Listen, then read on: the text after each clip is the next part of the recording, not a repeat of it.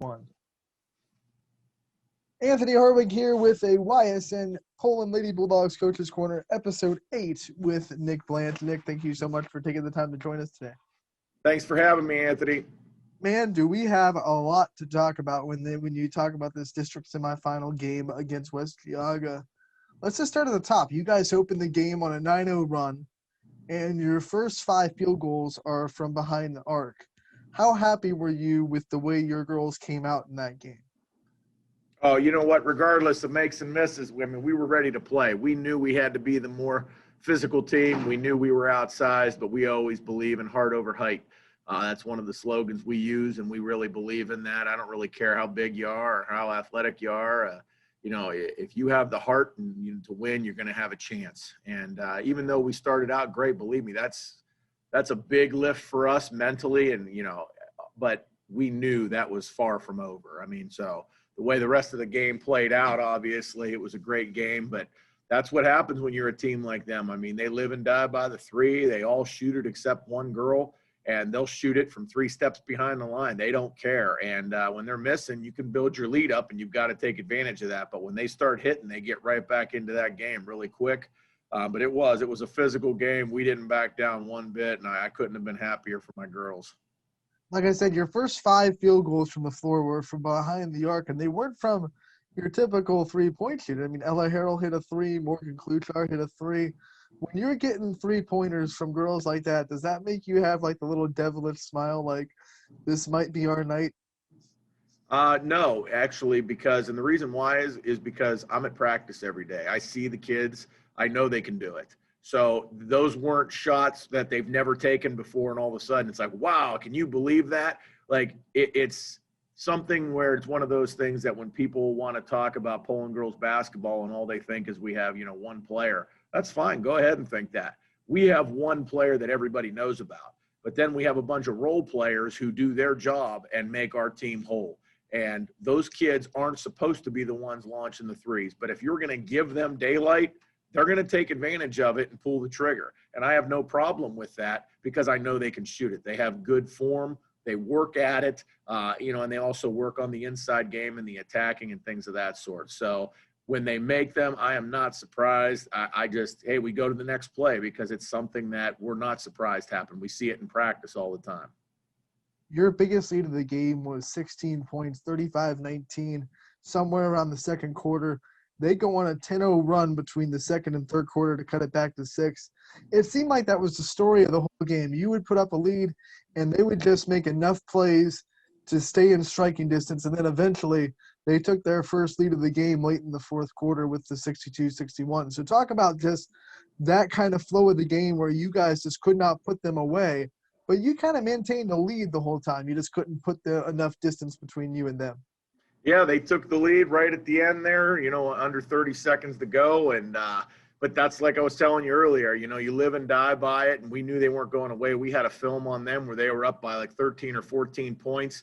And the next thing you know, seriously, within 2 minutes of game time, they were within 2 again. And we were just like, man, this team, we told our girls, we were showing them, and like, this team is not going to go away. It doesn't matter. They're going to play their game. They believe in what they do. And anybody who sees daylight, they're going to lift it. And, they banked a few of them in even. And when those things are happening, it's just like, here we go, But like I said, it makes it interesting. And at the end, this time of year, I mean, those are the kind of games you're going to get. I mean, that was a phenomenal game. That could have been the district final right there. I mean, that was a great game. And the only sad part for us is if that would have been a normal year, that gym would have been packed. I mean, and we hold a lot of people, and so does Fitch. So even if we were still at Fitch, that place would have been packed in blue and white. And, we appreciate a lot of our fans tuning in and trying to watch that game. But that was the only disheartening part of it, is that we didn't have more people to celebrate with, because we know Bulldog Nation would have been out there. Now, let's talk about the last minute of this game and try to break it down a little bit. They take the 62-61 lead, maybe like 40-ish seconds to go. A couple turnovers on your part give them back the ball, and they make it 64-61. And then another turnover gives them back the ball on the sideline in front of their bench. A lot of timeouts in between those. What were you telling your girls during those couple timeouts in the last minute of the game? We just had to stay the course. I mean, that's what I kept telling them. We're fine. I mean, even when we were walking off the floor during the timeout and we were down by 3, we're fine. I said, just we got to make the next play. We can't get focused on the negatives. We can't put our head down and just pout. There's still time on the clock. I mean, I know it's a long shot. It's going to be a miracle at this point, but we still have time. So go put the face on, talk to them. Coach Martin went over the defense, what he wanted them to do, and then we just got lucky. I mean, you know, luck fell our way, and sometimes that's the way it is. I mean, there was nothing drawn up, you know, where this is definitely going to work. Here's what we want to do, and then all I told them was, remember, girls, there's 4 seconds left. So if by chance we do get this, it can't be hold the ball, look for somebody to get open. You got to catch it, get a dribble, and heave it, or wherever you're at on the floor, because who knows where it's going to be. And again, luck was on our side that time, and you play this game long enough, you're going to win some with luck and you're going to lose some with luck. I've lost games over the years on a girl banking a shot in. There was one year we had a game where we were playing a top-seeded team and we could have won, and the girl had a wide-open layup and rim jammed it. You know, I mean, it happens, you know, and it was her in the rim. It wasn't like a defender was there. It was a fast break, 5, 4, 3, there goes the layup, and just threw it right into the rim, and we lose by a point, you know, and that's lucky on their side, because how many times is that going to happen in a varsity competition? So sometimes you win by the luck and sometimes you lose, but that's what makes it interesting. And either way, honestly, and I mean this, I told my kids this too, even if we lost that game, I was very proud of them. I mean, they battled and battled and battled, and that's a very good West Geauga team. The only reason they were seeded 11th was because they only had a handful of games played by the time the seeding was put together. Last year, again, they're 22-4. They lose to Perry, who's the number 1 seed in this year's tournament, and they have everybody back. So, I mean, they've got Division I basketball players on there. You know, schools, one's going to YSU. You know, so they're very talented, well coached. Their coach has over 700 wins. I mean, obviously, he took this year off. His assistant's running it, but he still has his hands in on it. So again, a great program, great tradition there, and you know, for us to play that game the way we did, win or lose, I was very proud of our effort. In case people didn't see it by now, which I think you'd have to be living under a rock to not see what happened, let's just break down this last play. You know, they're inbounding it right in front of their bench. Mary Brandt comes up with the steal that kind of rolls away. She chases the ball down, picks it up, and shoots the 3 to hit the game-tying 3 at the buzzer. When you look at how that play broke down, there were a couple of inbounds plays throughout the game where you were able to tip the ball away or get a steal on West Geauga's inbound. Was that something that you saw in film on their inbound plays that you thought you could exploit all night? Because it seemed like your inbound defense was pretty good all night getting into the passing lanes. Yeah, they played super aggressive. Again, the coaching, not taking any credit for it. The players make the plays, and they have to be able to read it. We could tell them exactly what's coming, but they're the ones that have got to step up and use their athleticism to stay with the girl who's coming off the screen or setting the screen and snapping back. They have to pull that off, you know, and have that instinct and that willingness to do it. And they did that all night long. Again, that's why I was so proud of their effort. The box outs, I mean, it was a physical game. We were outsized, and we had to fight for every single thing we got. And we were able to do that. And what makes me most proud about this, and I told the girls this after the game, I was proud of the fact that when the ball was loose, the freshmen got it, and the freshmen had the mindset in the heat of the moment when she's out in front of the pack. When she first took up, I was thinking she's going to lay this up and we're going to lose by 1 point.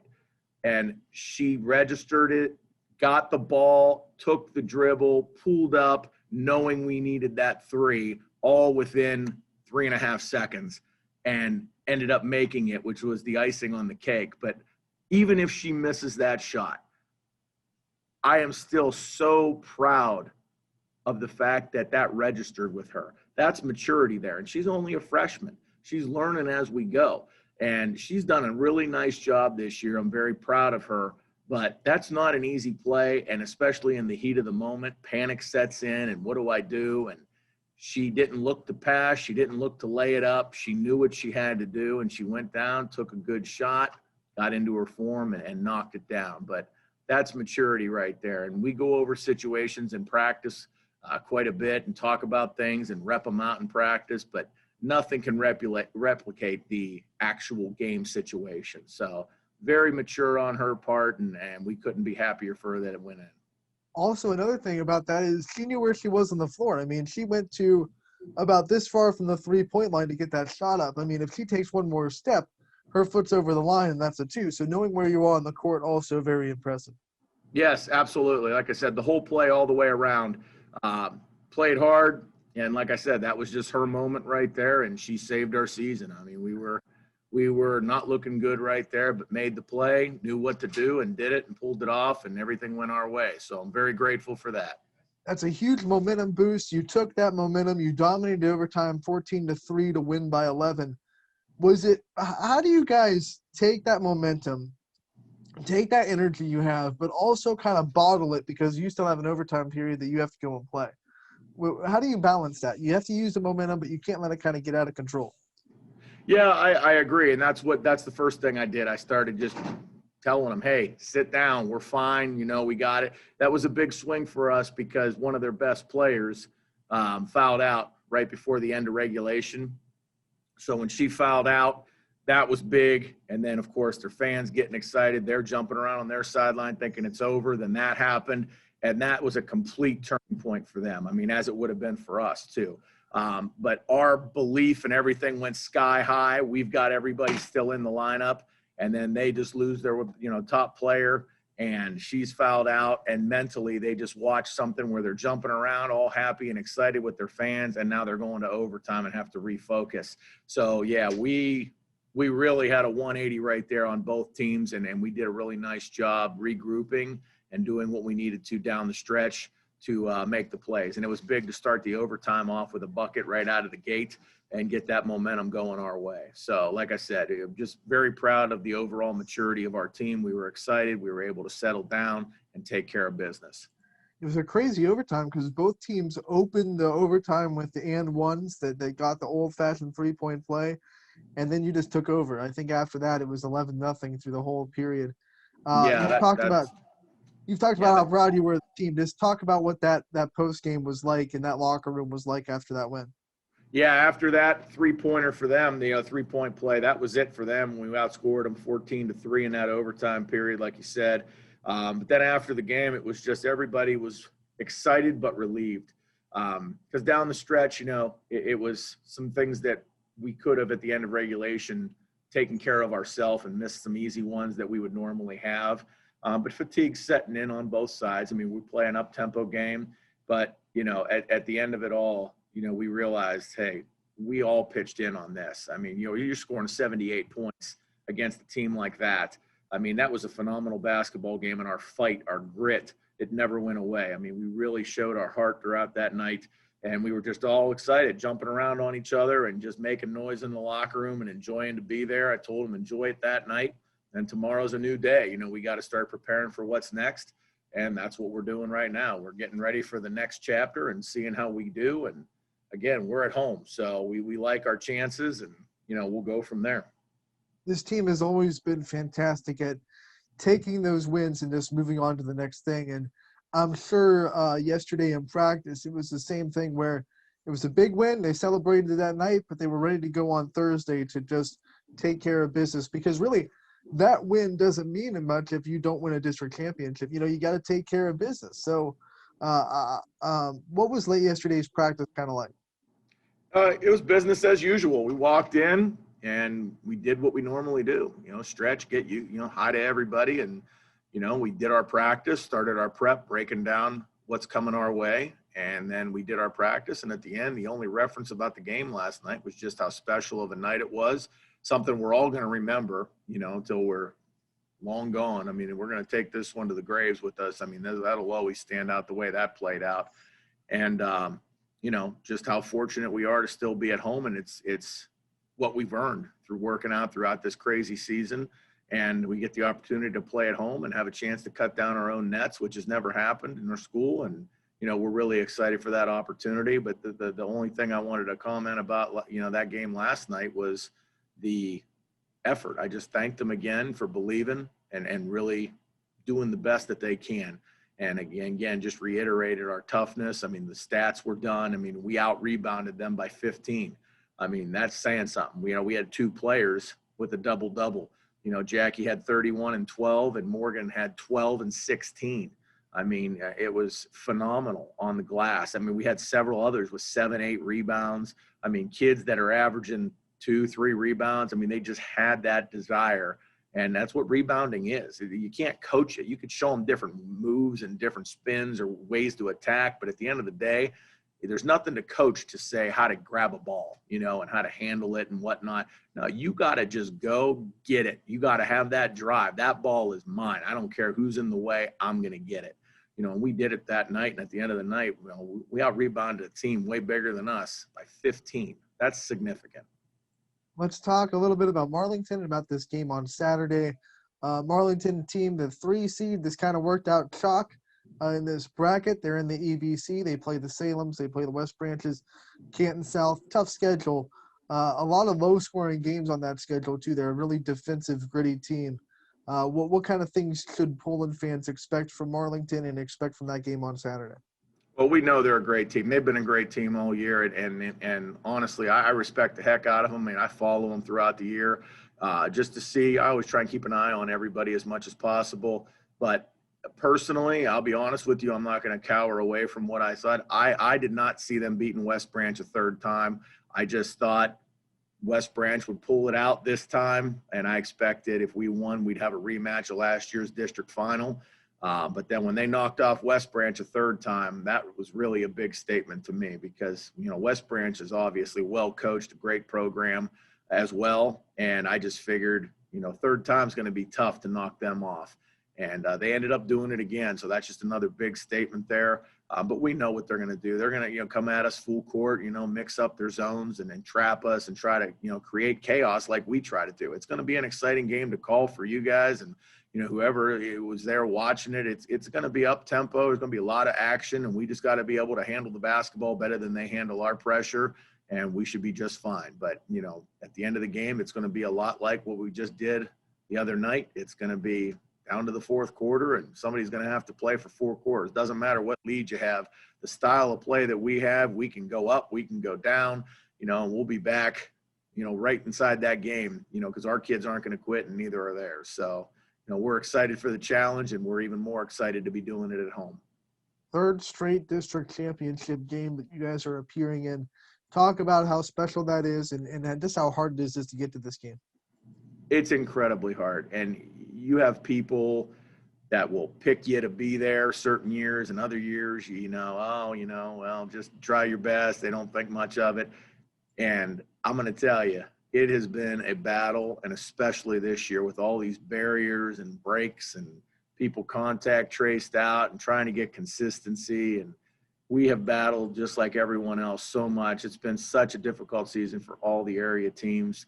But I'm going to tell you, I just am so thankful and proud of what we have here, because these kids, even on days where it's like our games for the entire week were canceled and we just sat around in the middle of the season and did nothing, couldn't find a game, and they just kept coming to work and getting better. And we just kept preaching the bigger picture. Hey, we're not doing this for now. We're doing this for late February, early March, and they just kept believing. And there's some days that obviously weren't as good as others, but it wasn't because they didn't want to be there. It gets old sometimes. You got to play. When you get to the middle towards the end of the season, having a week and a half off, that's brutal, and you can't sit there as a coach and say, we'll give them 3 days off. You can't do that either. You got to keep them in the flow. So you can give them maybe a day off, but you can't take 3 days off, 4 days off, and then come back. Because then when you do come back, it's ugly to start and get everybody going again. So, again, they've had great attitudes. The team chemistry has been phenomenal. But I am just, again, thankful for everybody's effort and what they've done throughout the year. And I am not surprised to see us back here again this year. Again, we had luck on our side. I'm not going to be naive to that, but we'll take it. They've earned it, and that's the thing. They knew what they had to do down the stretch, and it went our way this time. So I'm not going to feel bad about it. I'm happy that we were able to share that and have that memory for the rest of our lives together. what's the old adage? Luck seems to find people that work hard to get it, right? So, Yeah. if you're not in that position, luck doesn't matter. So, you talked about earlier, you get to host this game. It's a district championship at Poland. What would it mean to you and this team to cut down your own nets if you were fortunate enough to win against Marlington? It's a once-in-a-lifetime opportunity because when things go back to normal, we're going back to Fitch, and everybody will go back to their designated sites. So we got to take advantage of it. I mean, who knows? Maybe next year we're doing it again, as far as the higher seeded place, but who knows what our seed will be next year? We nothing's guaranteed. And so the fact that it is this year and it is set up that way, got to take advantage of it. You got to just have that moment, and you don't want to be in your own gym watching somebody else cut down your net. So that's the bad side of that too, is having it at home, because sometimes you got to watch other fans celebrate on your floor. So hopefully it works out our way, but if we get to that opportunity, we know we'll have earned it, because Marlington again is a great opponent, and it's going to be a great basketball game. But again, just thankful for how hard these kids have worked, because we are at home because of what they've done over the past several months. And you said I don't think you need extra motivation in a championship game, but if you do, you're in the wrong place. But it's got to be a little bit extra juice to try to avoid that feeling of watching another team cut the nets down on your floor. Oh yeah, the pictures, the nets, and everything else. It's a whole half hour. You got to just sit there, and you're happy for them, because again, it isn't like you hate the other team. It's just you hate the fact that they're the ones celebrating and you're not, So, it is what it is. But I'm very excited to still be at home and have that opportunity, because like I said, next year, if things all go back to normal, we're at a designated site, and sure, it'll still be special to get there and play in that game. It's never guaranteed. I mean, there are coaches that have coached for a long time and have never won a district, or some that I know personally that haven't won it until within their last 4 or 5 years, and they coach for 20, 25 years. I mean, there are several coaches I've talked to about that, because they'll let me know. They'll be like, man, you're fortunate for what you've had. I mean, I had to wait this long. And I understand that, and I don't take that for granted. I mean, who knows? This could be my last district final. You never know. You don't know what's going to happen, and I'm just enjoying it along the way as much as I can. I'll enjoy it more when the season's done, because we don't get a whole lot of time as coaches to enjoy anything. Like after the game, the girls all went out and ate and this and that, and all of our coaches went home and started breaking down film, and we were up till 2:00 in the morning working on stuff on Google, and we're all in there chipping in films and putting together a scouting report, because we had practice the next day, and we're all going to work the next day. So when are we going to do it? So, it's a lot of time and effort, and you don't really get to fully enjoy it and appreciate it as a coach until it's all done. But like I said, the group I have again this year, and the leadership, second to none, man. And I'm enjoying the ride, and hopefully we can take it into next week. Well, Nick, good luck on Saturday in the district championship. We definitely appreciate the time to recap the exciting semifinal and preview this game. And we definitely hope that you get a victory and earn another episode of Coach's Corner. We'll talk about a trip to Barberton. Oh, that'd be great, Anthony. That would be absolutely phenomenal. And I'm rooting for our Raiders over there too. And hopefully Coach Fischel, and Coach Forsythe, those are two great guys, both friends of mine. And, I wish them the best of luck. That's going to be a great game at 1:00 as well. So, you got a full day of basketball for yourself, buddy. And they staggered the time, so you can tune in to South Range on YSN. Yep, absolutely. I'm going to be there watching that game and then getting ready for our game after. But wish everybody well and health, and hopefully everybody has a good time and enjoys the moment. All right, thanks, Coach. You got it, buddy.